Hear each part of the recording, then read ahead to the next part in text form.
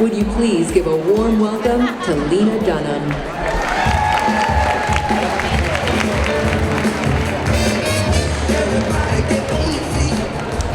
Thank you so much. Wow.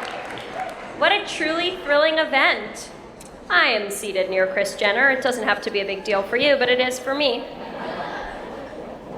Some girls who grew up in the 90s dreamt of a luxury cruise with NSYNC, but my fantasy has always been a room full of Hollywood power bitches enjoying breakfast foods. So this is really powerful for me. Thank you to The Hollywood Reporter for including me, along with my creative partner, Jenny Connor, on this remarkable list.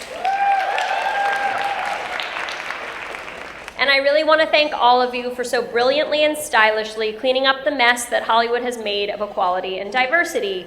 Because after all, isn't that historically what women have been asked to do, is clean up messes that don't belong to them and that they're not responsible for?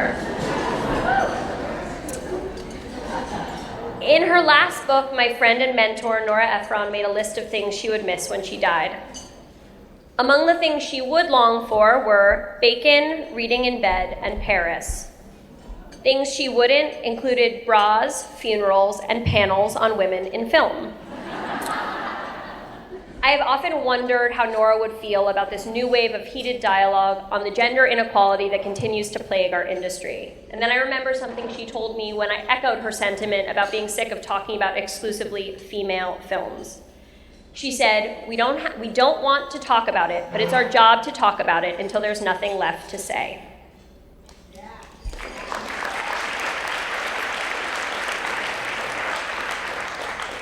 This year, the conversation around this issue has reached a fever pitch, and it's forcing studios to answer uncomfortable questions, white male directors to take a hand mirror to their own privilege, and the industry as a whole to wonder just where along the line we forgot to be as progressive as we think we are. I feel deep inside my bones being Twitter, that something is changing. It just has to. I wish then that we ladies could spend the next 100 years yucking it up like some of our more egregious male predecessors. I want you to think about it for a second.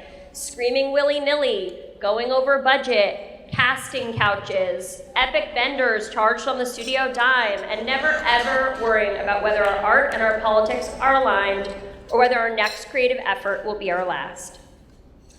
Unfortunately, that kind of abandon just isn't in the cards for us, I'm sorry. It's our job, now that we are in this room, to take the next step and support each other, to support younger generations, to reach out a hand the way Nora did to me when I was 24 years old and utterly terrified. As women on a power list, it is our duty and also our privilege to transfer that power onto marginalized people with stories to tell.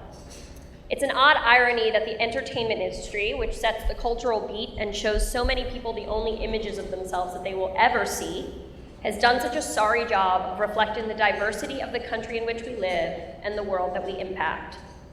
But let's consider a moment the women of TV. There's Shonda Rhimes showing us what a universe without barriers might look like.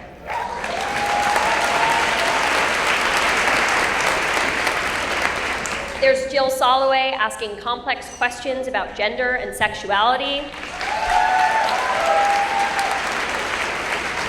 And letting every kid with access to the internet know that there truly is no such thing as a freak. Within this room is a group of women who, together, are capable of making a million kinds of movies from start to finish, of telling vital stories that don't limit our notions of ourselves or what we are capable of. I am not advocating for a world where women erase men from the workplace, as pleasurable as that might be for me on certain days.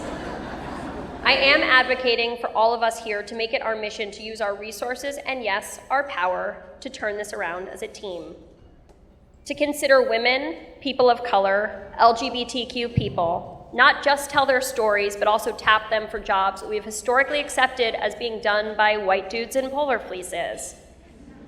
It's the right thing to do, and it's the only thing to do. Congratulations, and much love to all of you. Thank you.